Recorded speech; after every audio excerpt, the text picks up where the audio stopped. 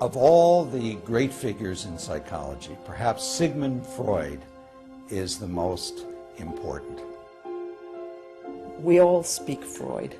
Every time we turn around and say, oh, he's so anal, or that person is a control freak, or talk about Freudian slips, or even speculate about the meaning of our dreams. He was an intellectual, he was an eccentric. At times he was an abuser of substances. I think history has been complex in its relation to Sigmund Freud. He's both valued and devalued. He's idealized and he's denigrated. In 1938, during the last year of his life, Sigmund Freud was old and sick, but his mind was still sharp. I discovered some important new facts about the unconscious. Out of these findings grew a new science, psychoanalysis. And with psychoanalysis, Sigmund Freud opened the doors to the unconscious, forever changing the way we view the human mind.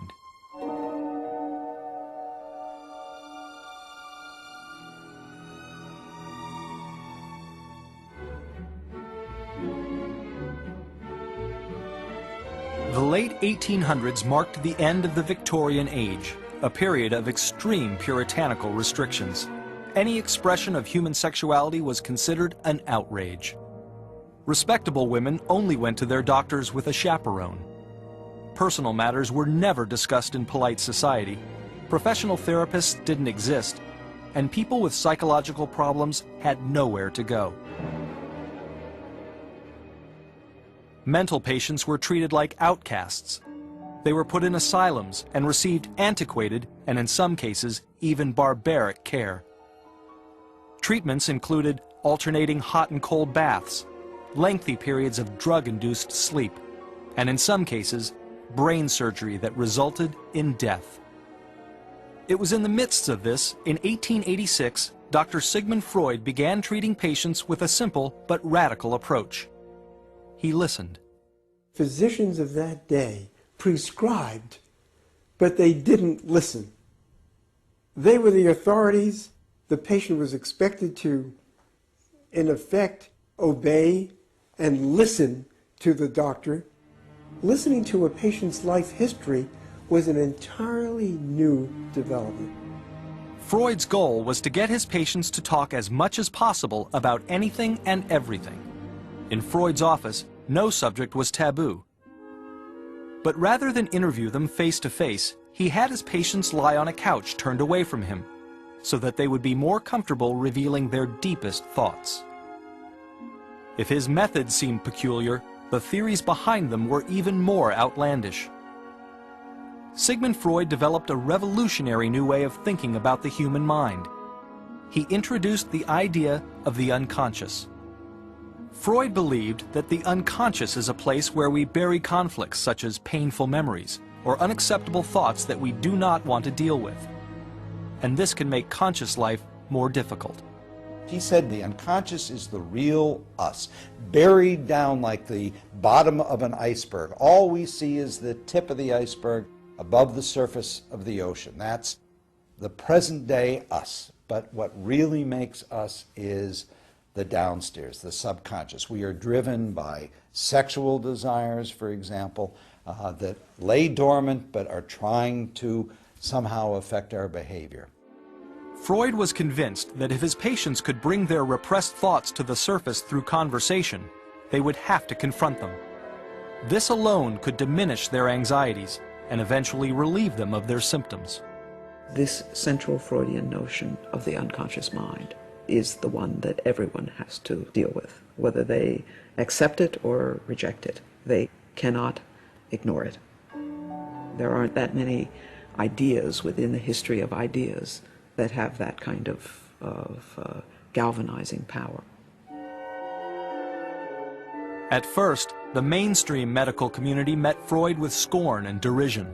They labeled him a radical and revolutionary, a description that suited him even as a child.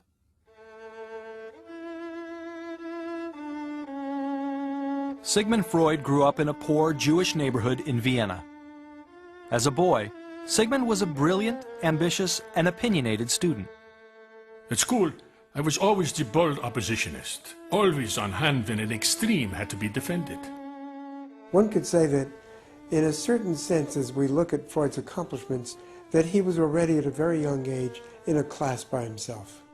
At 17, Freud graduated high school and entered the University of Vienna to study medicine. Medicine was a good way for a young Jewish boy who was very bright to make a career for himself. But Freud also clearly had a great deal of scientific curiosity. He always had, from his youth, this kind of questing. He would put himself a problem and then just go after it until he solved it. In 1882, Freud began an internship at the General Hospital in Vienna, and for the next 3 years, he experimented with a number of different specialties, including neurology. Freud was consumed by his research, but the 26-year-old was also in love. It was during his internship that Freud met Martha Bernays, a lively, intelligent woman. Martha came from a good Austrian family. This was his great love, and he struggled to win her and to get together enough money to be able to marry her, and it's over several years that this unfolds. Only one thing stood in their way. Sigmund Freud was unknown. He would have to make a name for himself first. Freud redoubled his efforts at the hospital. He dreamt of making a discovery that would make him famous, wealthy, and benefit mankind. He soon pinned his hopes for fame and fortune on a little-known drug, which seemed to hold great promise as an anesthetic and as a treatment for exhaustion and depression. It was cocaine. Freud believed in cocaine so much that he began using the drug himself, and even sent some to Martha. Freud said cocaine helped him relax in social situations and made him feel more like a man. You perceive an increase in self-control, more vitality and more capacity for work. This result is enjoyed without any of the unpleasant aftermaths which accompany exhilaration from alcoholic means. Anxious to capitalize on his discovery, Freud published a paper extolling the drug's virtues. But Freud deeply regretted his haste after the drug's addictive properties became known. It was a huge blow for Freud professionally. It was a source of great disappointment for Freud because he had hoped to be the discoverer of local anesthesia, cocaine being first used effectively as a local anesthetic. It's possible that Freud even thought it had certain aphrodisiac qualities. In 1885, Freud's career took a momentous turn for the better. That year, his research in neurology led him to Paris to study the problem of hysteria with Dr. Jean-Marie Charcot. Hysteria had become a catch-all diagnosis for patients who exhibited an array of physical symptoms like spastic tics and speech impairments with no known medical cause. Hysteria was widely believed to be incurable, but Charcot disagreed. Charcot felt that hysteria was not necessarily degenerative, that it was possible to think in terms of cure, and that it was a condition of psychological origin. And this is the beginning for Freud. Freud's year with Charcot was really a turning point for him. The experience with Charcot was very significant for the impression it made on Freud. People under hypnosis could become aware of thoughts, feelings, fantasies, issues that they were not consciously aware of. So it gave Freud a beginning feeling for the unconscious mind.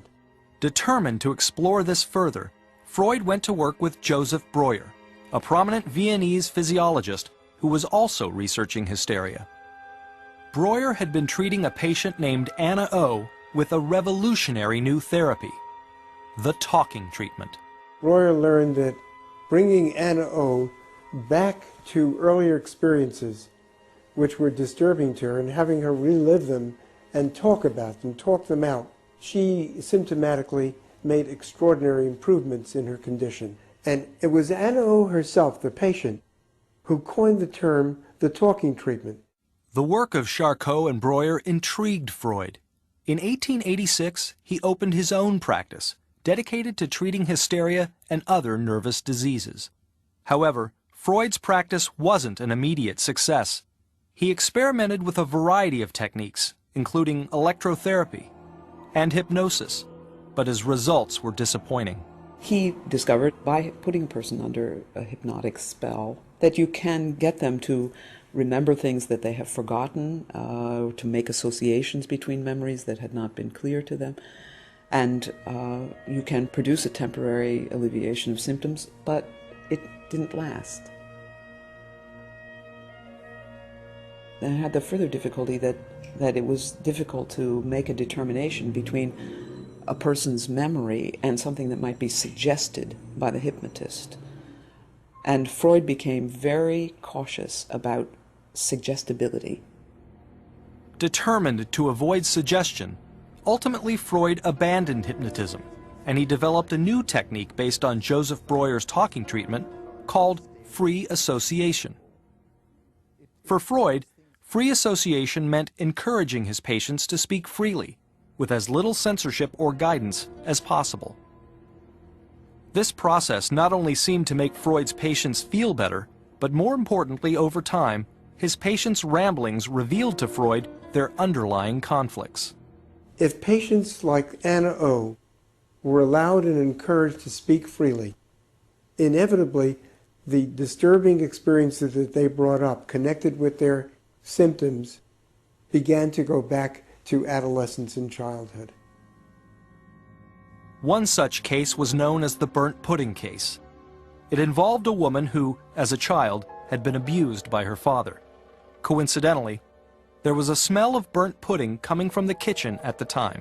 Years later, she was a nanny working for a family, and the father was again an abusive man. One day during one of these abusive episodes, not directed at her, the cook was burning the pudding. And the combination of the intense emotional experience triggered by the recurrence of the smell brought on a hysterical symptom.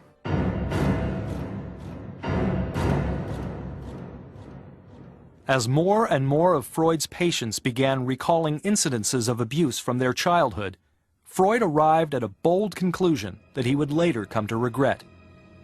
All hysteria was caused by sexual abuse during childhood.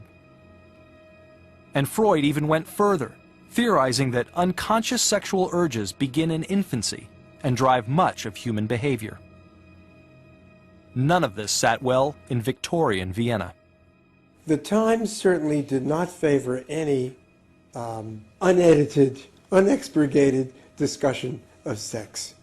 That much we can say automatically.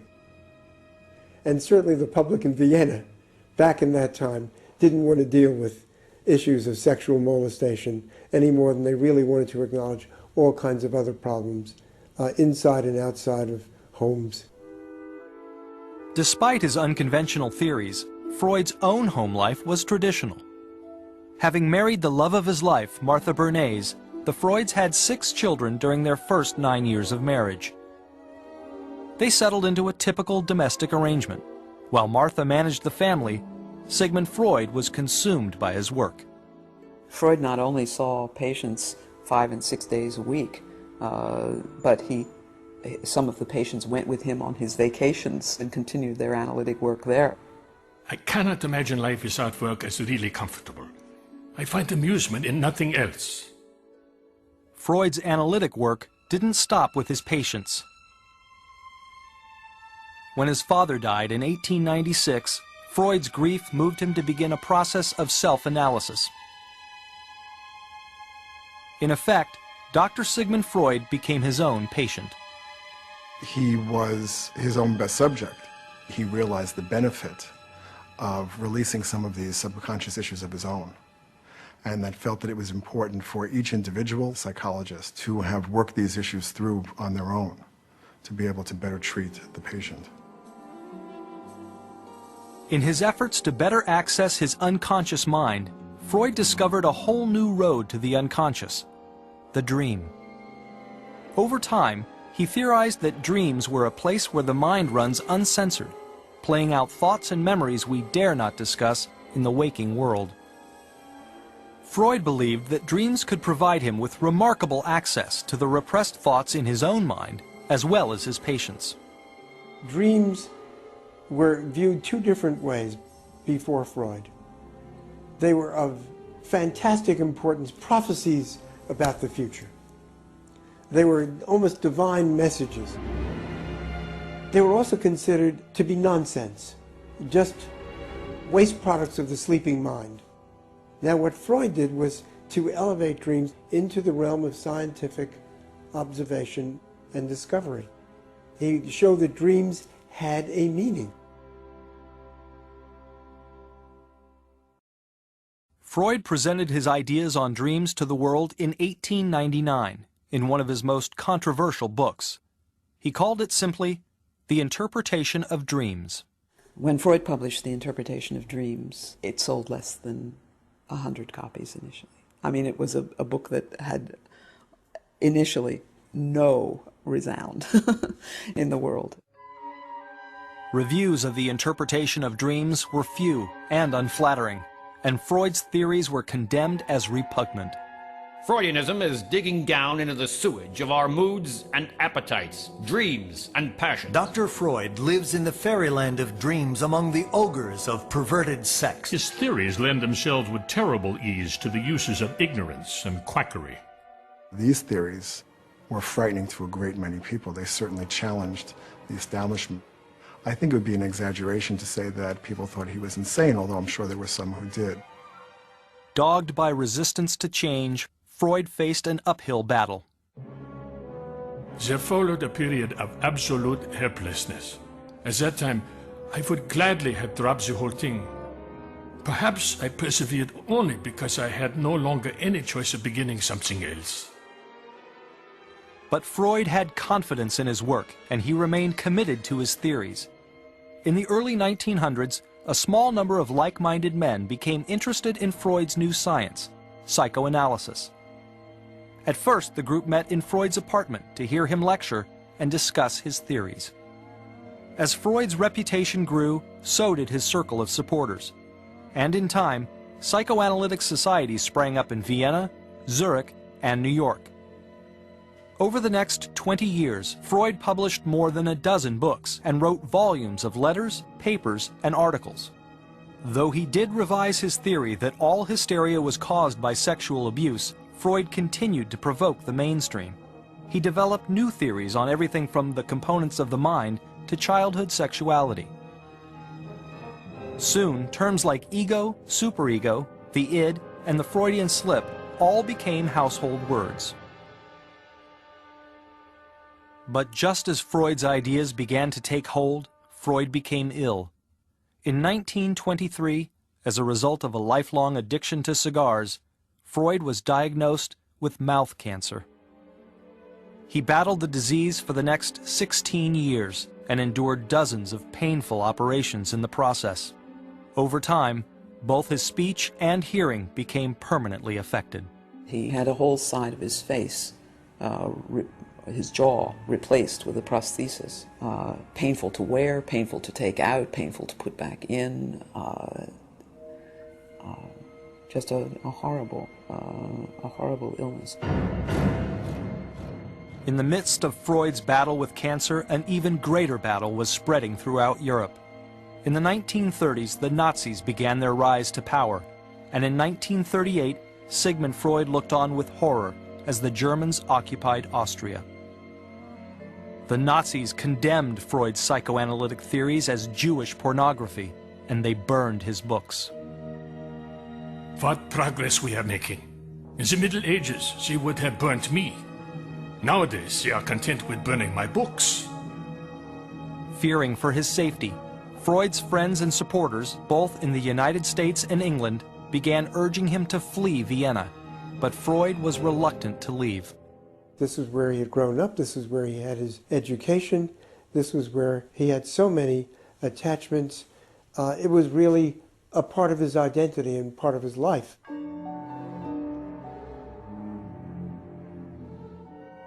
It wasn't until the Gestapo arrested his daughter Anna for questioning that Freud realized that he and his family could no longer safely remain in Austria. and in June of 1938, Freud left Vienna for London. Freud spent the last year of his life very ill, but surrounded by friends, family, and supporters. He died in exile in 1939.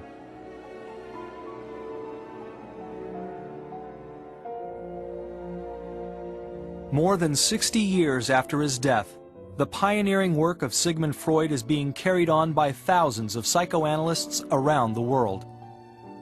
And what began as an effort to treat the mentally ill is today helping people from all walks of life. There's an openness in society today that can be traced directly back to some of the Freudian thought and theory and how things have shifted. We are a society that talks very freely about our inner feelings, about our conflicts, about sex, sexuality. This is all part of the Freudian revolution.